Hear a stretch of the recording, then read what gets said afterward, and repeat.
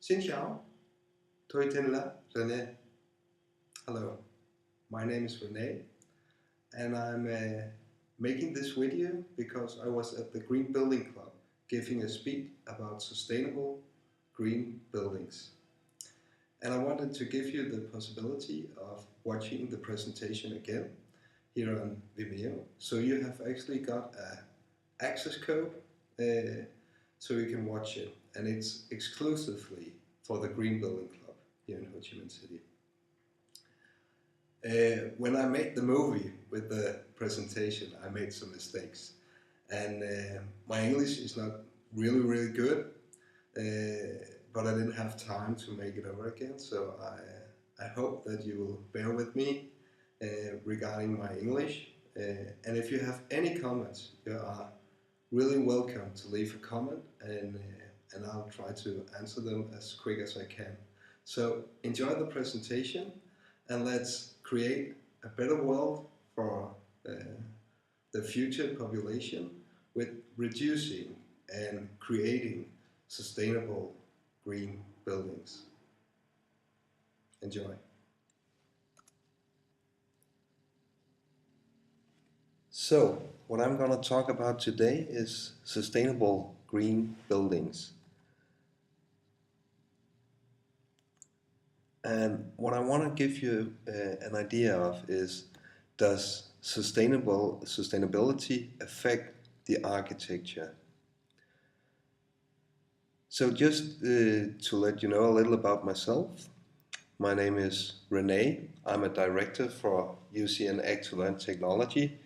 I have an education as a constructing architect, and I also have a degree with an executive MBA.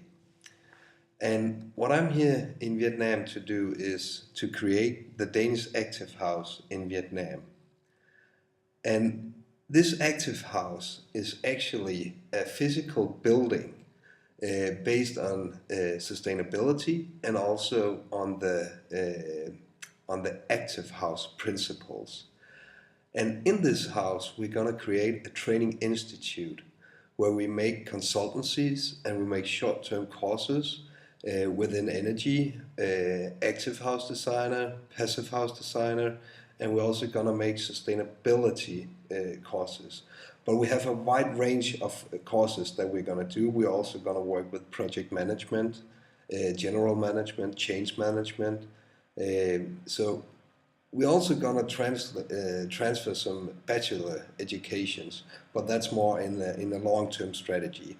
Right now, I'm hiring some staff to work on PhD programs within BIM, Building Information Modeling, and also within energy. And of course, we're also here to establish and maintain some business networks that could be, hopefully we could be a part of the Green Building Club, and also we want to create some business network within the construction industry, and also some BIM, Building Information Modeling networks here in Ho Chi Minh. So, the agenda for this presentation is that I want to give you a short introduction to why we focus so much on energy in Europe and in Denmark. Then I want to give you some ideas on how we make sustainable buildings in Denmark. I want to tell you about the passive house principles, the active house principles, and I want to tell you a little about DGNB, which is the preferred sustainability thermology that we use in Denmark. It's almost similar to the VGNB certification. And I want to give you some examples. So, for the introduction, I put up a headline: we need to save energy. That's really important. And if you try to Google save energy, you'll actually, in less than a second, get 847 million results. So, over the entire world, there's a huge focus on saving energy. And looking at the world today, we have a big CO2 footprint, and we need to reduce that to keep the globe as we know it today. And looking into the areas where it's possible to save energy, in generally we can almost say that 40% of our energy consumption comes from buildings, whether it's for heating or it's for cooling. So there's a huge potential to look at the residential or at the buildings and start focusing on making them more energy efficient and making them sustainable. Looking at Europe, we have an energy plan that was made in 2008, and we are to reduce our CO2 emission with 20% by 2020. And 20% is to come from sustainable energy. And in Denmark, it's actually 30%. And we need to reduce our energy consumption with 20% by 2020. So we are a bit more ambitious in Denmark than the rest of Europe. It's almost the same in Vietnam, because in September 2012, the government approved a green growth strategy targeting 8 to 10% reduction in the greenhouse gas emissions by 2020 compared to the levels in 2010. So Vietnam is also contributing to reduce the gas emissions by 2020. So looking into the Danish buildings and what we have done, well, if we look at this graph, over to the left we have an index number, and in the bottom we have the years. And in the 1980s we put in an index, we called that 100, and measuring over time the heated area, that's the orange, red is the final energy consumption per square meter, and the gray one is final energy consumption in total. So looking at the orange one, we could see that our heated area was going up. We had a lot of new buildings, and we could actually see that our energy consumption per square meters was actually going down. So the houses was actually getting better and better and better. It didn't consume so much energy as the old houses. And finally, the energy consumption in total. Well, even though we got more buildings, more square meters, our energy consumption in total is actually less than it was in the 1980s. So how did we do this? How did we get more square meters and use less energy? Well, the development was driven by legislation, private innovation, demonstration projects, and overall a great interest within energy savings and energy optimization. Because a lot of people in Europe and in Denmark, they want to invest in houses that are a little more secured for the future. They don't want to build houses that uses a lot of energy, because we know that energy prices are going up. So there's a big interest in building houses that don't use energy. And also they feel a lot of responsibility for our CO2 emission. So making a good sustainable building makes people feel good about themselves. So looking at the legislation, in the 2005, if we take dwelling, it was allowed to use 118 kilowatts per square meter per year. And due to the legislation, in 2020, we're only allowed to use 20 kilowatts per hour per square meter per year. So the legislation are really pushing ahead with the innovation within energy consumption and how to reduce it.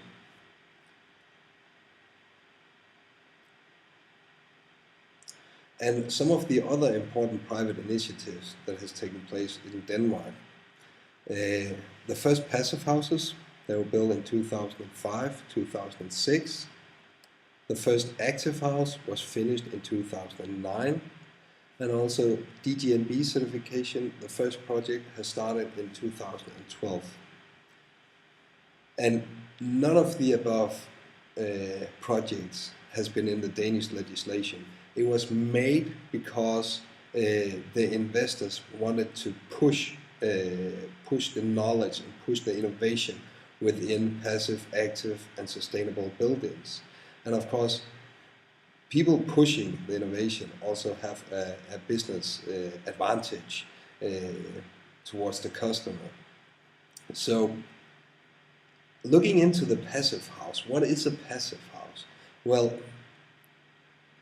the principles of a passive house is a really good insulated house which can keep the heat or cold inside and thereby minimize the demand for energy.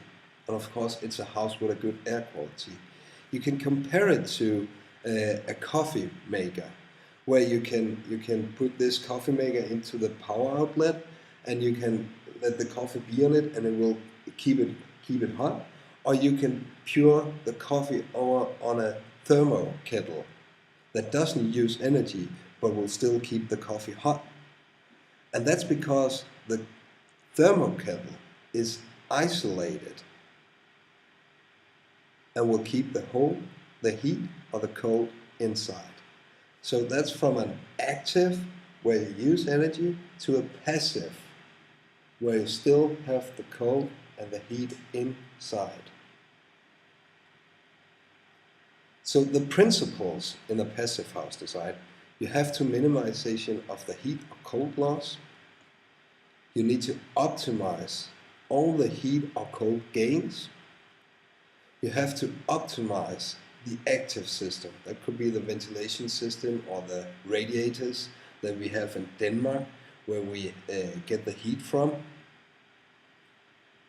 And there are some criteria and recommendations before you can call a house for a passive house. I won't go into it, but just in headlines, the demand for space, heating or cooling is 15 kilowatts per square meter per year, and that's netto square meter. So it's a really, really energy efficient house. Looking into the active houses. Well, the active house vision is that buildings can give more than they take. If you look into it, when working with active house, it should contribute positively to the energy balance of the building.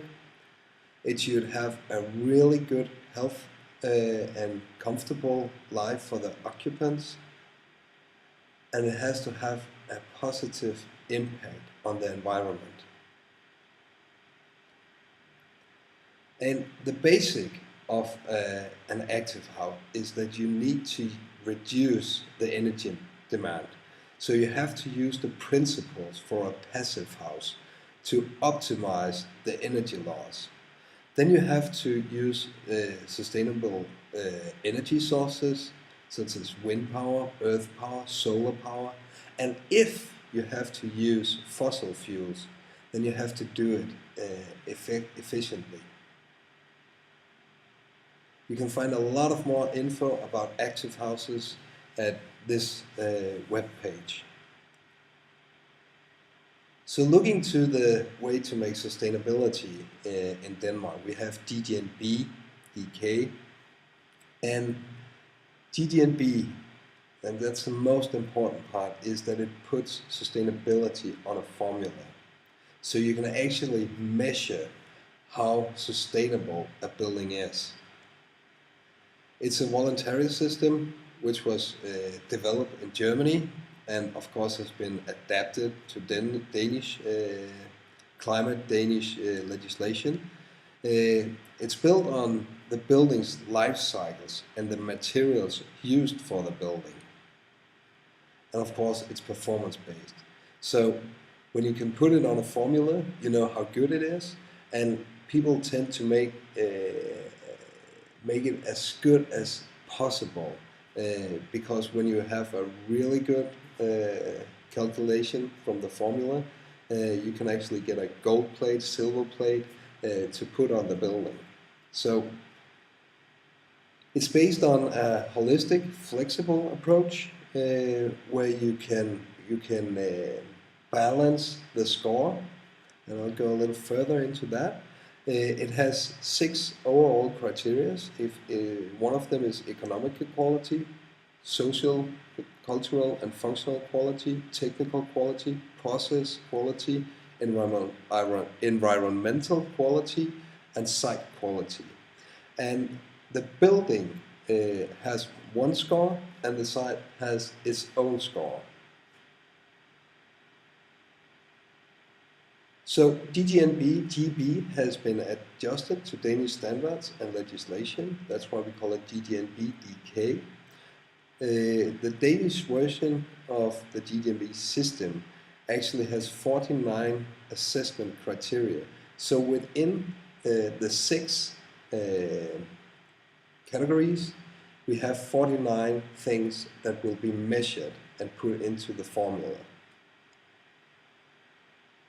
The future of DGNB in Denmark, well, it was actually chosen between LEED, BREEAM, and HQE.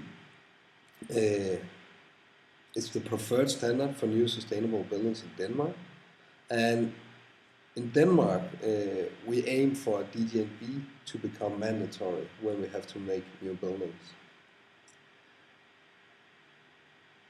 So how do we go from one initiative to another? How do we choose to make a passive house or active house or work with the DGNB system? Well, it's basically like this. If you have the passive house, you can put in some active system for energy production and then take environmental considerations. And you can work further with the building and put in life cycle costs to increase focus on social sustainability. So you have to work with the passive house principles, and you can make a wonderful passive house. Then you can push on and make an active house. And then you can make a DGNB certified house. So it's just all about how far should we push the sustainability. And to give you some examples of this, well, in Denmark we made the first 10 single-family houses as passive house. It was a private project driven by private investors, and actually people were eager to buy these houses because they feel that they contribute to reducing the energy and the CO2 emission. So they feel good about themselves living in these houses. And one of them is called the Cube. This is actually my favorite. And it has some really great features. If you look at the ground plan, it's a single story, 169 square meters living area. If you look at the ground floor or ground plan, in the middle you have a core. This core is made out of concrete. It's a compact building, but this compact or this concrete core actually adapts the heat during the day, and then it gives the room the heat during the night. And of course it has a lot of windows facing south, east and west, and a few facing north. And it has a pretty big overhang that shades for the hot summer sun, because in Denmark in the summer the sun is really high on the sky and it's really hot. So to minimize the overheating, we put in a sunshade. Looking at the active houses, well, there's only a few in Denmark right now. There's been made some in Austria, Norway, Canada. But in Denmark we have one that we're really proud of, and that's Home for Life. Home for Life uh, actually produces more energy than it consumes, and it takes approximately 40 years for the house to generate the same amount of energy that was used to produce its building materials. So in 40 years, the house will have returned more to nature than it has consumed. And actually, there's still, I think there's still going on a lot of measurements on the house, how the energy demand is, energy supply, light, view out, thermal environment, how it works out. And actually up here, you can see the solar panels on the roof. But I think this is still a really beautiful house with only a little impact from the sustainability point of view. It still works as a passive house, but there's more active technologies. Of course, you have natural ventilation going down in the ground floor and going out to the roof, so you have a real nice environment. And going to some of the examples within the green or the sustainability projects in Denmark, we have the Green Lighthouse. And looking into the Green Lighthouse, it uses, I think, 14 kilowatts per square meter per year. In the ground floor, we have a student lounge and interview rooms. On the first floor, there are offices, workspaces, and manager's office. And the second floor, we have a faculty lounge and a roof terrace. And it works basically the same way as Home for Life, where you have all the natural ventilation going in from the bottom. You also have heating from the underground, and of course you have some solar cells and ventilation on the roof. And one of the really cool things, just to go a little more into details with this, is that during the day you of course have the ventilation going in the window, so they open automatically. And you also have, at number 3, you also have some outdoor sun screening, so you don't get overheating. And during the night, the shades will go down and the window will close. It's all done automatically. And of course you can overrule the system if you want some more air, or you want to close because there's a draft. So the natural ventilation in the Green Lighthouse is actually really interesting. You get in the air, as I showed you, from the windows, from the bottom, from the ground floor, and it goes all the way up through the building, and it refreshes the air. And there's also art in the building, which I think is a wonderful thing with architecture, that you can actually create art. And they use the sun. The sun is always an important role when making passive, active, and sustainable buildings. They made the sun as a watch on the floor, that for each minute there will be a new solar beam on the floor. And of course, during the season, the watch will move across the floor.